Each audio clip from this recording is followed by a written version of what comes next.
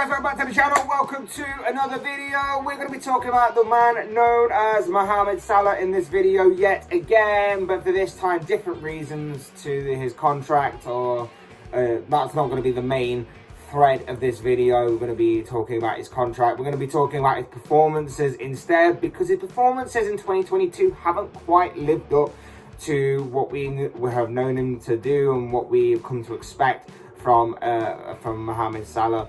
And last night against Benfica was a good example of that. We're going to be talking about his performances. We're going to be talking about Liverpool's win last night in Benfica. We're going to be talking about a little bit about the upcoming game against Manchester City on Sunday. But before we get into all of that in regards to Mohammed Salah, I would like to remind you all to please like the video and also subscribe if you're new. Both things are always and be greatly appreciated.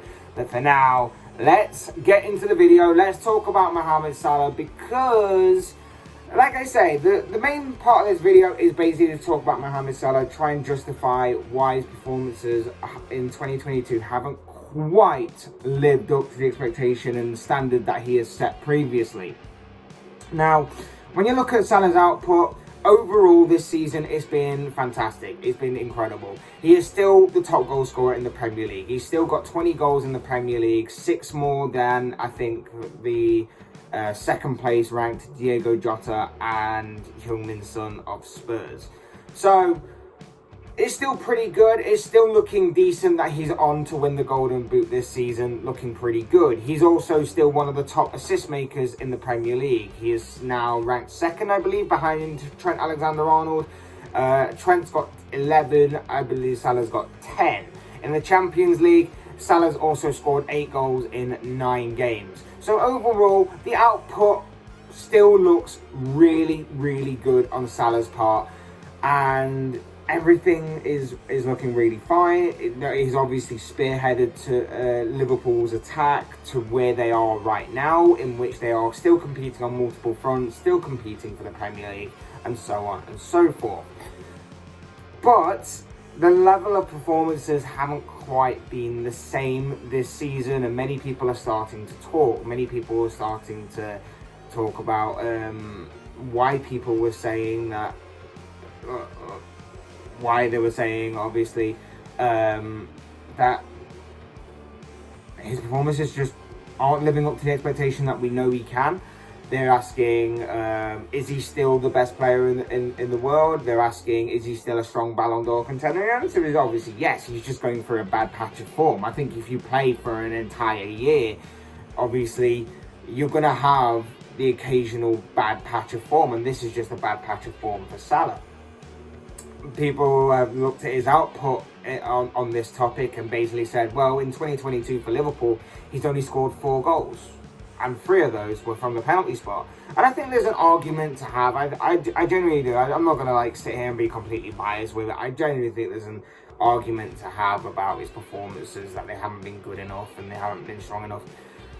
But for Liverpool overall, obviously, they've not needed him to be at their best, because the teams sort of carried Salah a little bit through this, what many people say was a rough and bad period. Obviously, Salah carried Liverpool for the majority of last season, spearheaded them to that 3rd place finish. So now it's kind of payback in a way, and kind of helping Salah along the way. Like I say, Salah hasn't needed to be in such great form for Liverpool to win. Liverpool have got other characters and other players that obviously have helped the team along, helped the club get along, and helped the team to, again, where they are today, which is competing on multiple different fronts.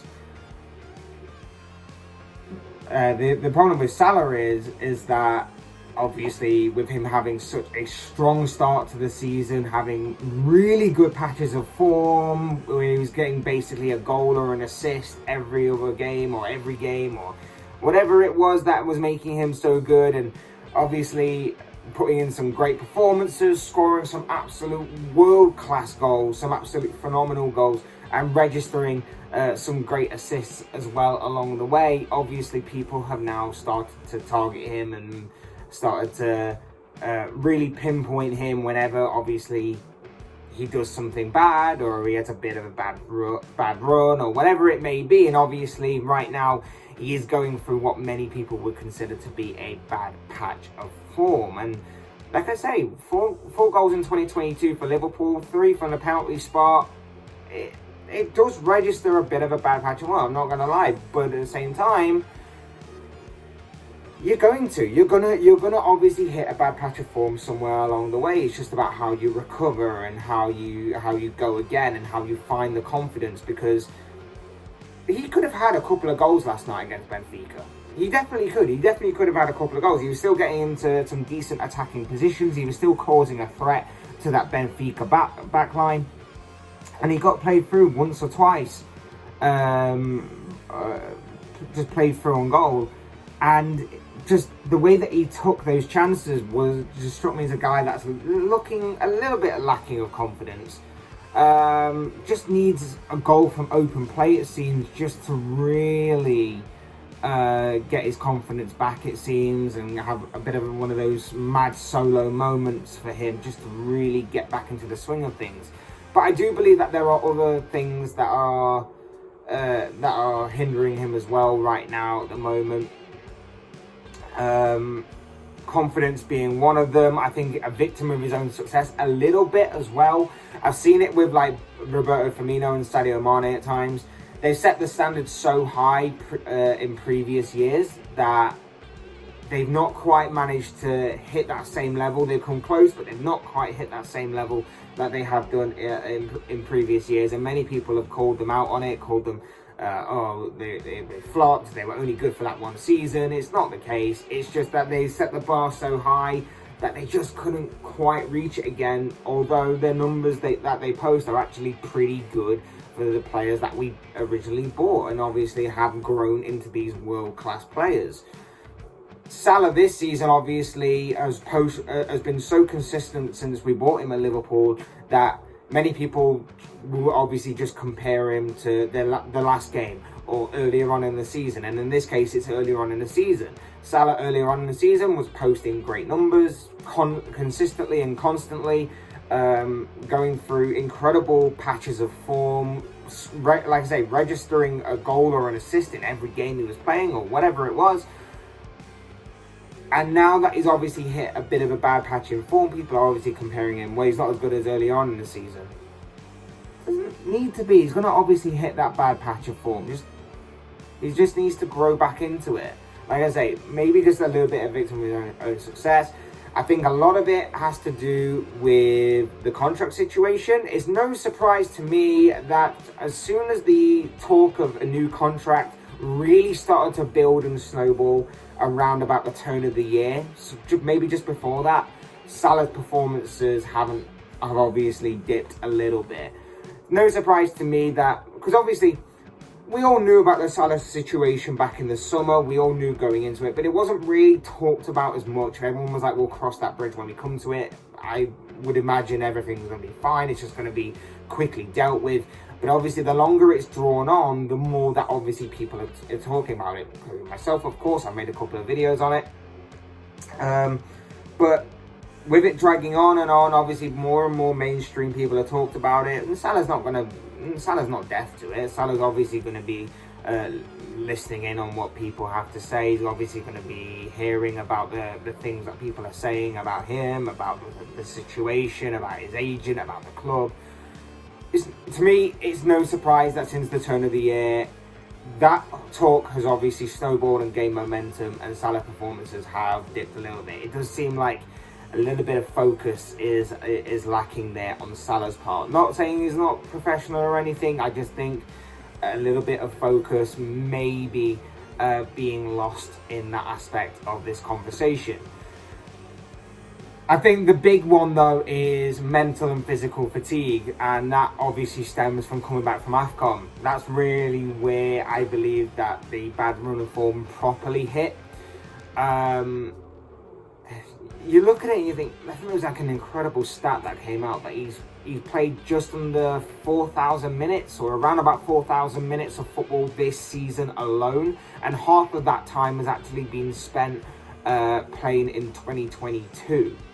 He's played under half of the amount of minutes that he's played this season in 2022 alone, simply for the reason that obviously when he was with Egypt at AFCON, they were playing 120-minute games in the route to get from the knockout stages to the final. He also played the full 90 minutes in all 3 of the group stage games that Egypt were involved in. I think he's played more minutes in World Cup qualifiers and all of that. He also played 120 minutes in the Carabao Cup final, been a regular starter for Liverpool, of course. He's played more football than any other footballer, certainly in the Premier League, and I would bet that he's played more football than anybody around Europe and maybe even the world, maybe.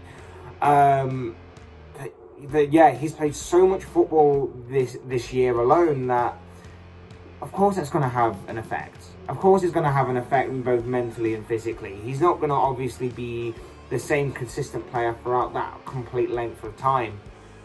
There is going to be a bit of a drop-off period. There is going to be a bit of a rough patch. There is going to be a bit of a purple patch, whatever it may be.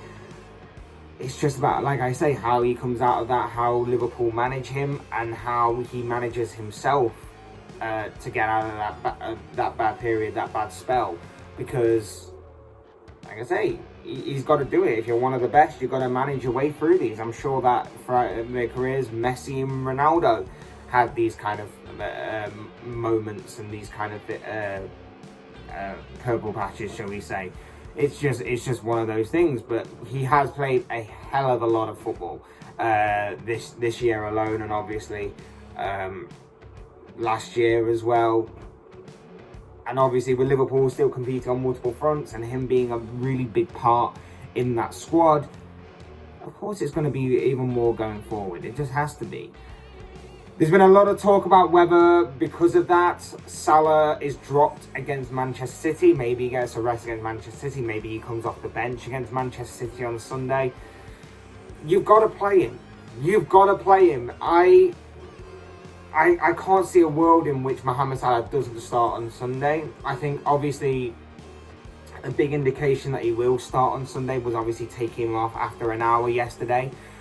I think where he does get a rest in the future is you rest him for the second leg against Benfica. I think the squad is strong enough in depth that you can see the game out in a professional and well, just a professional manner in which you can see that game out without Salah.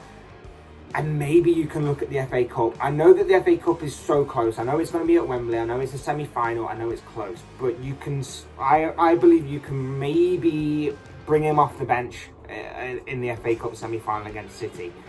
I just think that it's going to have to happen. There are some massive games that are going to be coming up between now and the end of the season. You've got a potential semi-final in the Champions League as well to consider. I just think that that may be the time where he gets that week off and then he can come back stronger, come back better, come back fitter, come back with more energy, and he can really reignite the season from what many people are saying is this bad patch of form. And just on this bad patch of form again, I will say this. We've seen, as Liverpool fans, Salah go through bad patches of form in previous years. There have been times where he's gone a few games without scoring, and many people haven't really taken notice because not many people had the hype or hyped up Mohammed Salah to the point that they have earlier on in the season, where many people were then calling him the best player in the world. Many people were saying how exceptional and world-class he is. He's not had that in previous years, which have made more people realise right now that he is going through a bad patch of form. But on the flip side, we have seen that it could just click into gear like that. It could just click back into gear at any moment. I think for me, he needs to be managed properly by Klopp, and he's got the best manager to manage him properly. He may have to sit out for 1 or 2 games. Like I say, he may have to sit out for the FA Cup semi-final. He may have to sit out for the second leg of the quarter-final in the Champions League. He's one of the best managers to manage him. And I think for Salah personally, he just needs to keep plugging away, just needs to keep trying, just needs to keep going at it. And I think a goal from open play, a goal, whether it's a team goal or whether it's an incredible solo goal, is what is needed for Salah to really clicking back into form. And I got my fingers crossed, and I hope and pray that if there is a game that he's going to turn up to in the near future, it's going to be the one on Sunday, because Sunday is going to be massive. It is arguably the biggest game in recent Premier League history that will probably decide and determine which way the Premier League title is going to be going, whether it's going to go to Liverpool or whether it's going to be going to Manchester on Sunday. So if there's one game I hope that it's going to be that game. But like I say, I'm not too worried right now of Salah's bit of a rough patch. I'm not too worried about it right now because the team is going strong and carrying him a little bit without him, and it's just about whether Salah can just manage to catch up with them. But it is something worth considering. It is something worth pointing out. It is something that obviously needed to be addressed. But of course, these are just the thoughts, comments, opinions, predictions, whatever you want to call it, of this guy. I want to know what you guys think. What do you make of the current form of Mohammed Salah? What do you make of any of the reasons that I've given that may justify why he's going through that bad spell right now? What are your own thoughts, your comments, opinions, predictions, whatever you want to call it on this situation? I'd love to know and read them down in the comment section below. I'm sure it'll make for interesting reading. Otherwise, hit that like button on the way out if you enjoyed the video. Subscribe if you're new or want to see more content like this. Both things will always and forever be greatly appreciated. And as always, thank you all so much for watching and listening. I've been Flesh. This has been another Flesh Talks video, and I will soon speak to you all again soon in another video.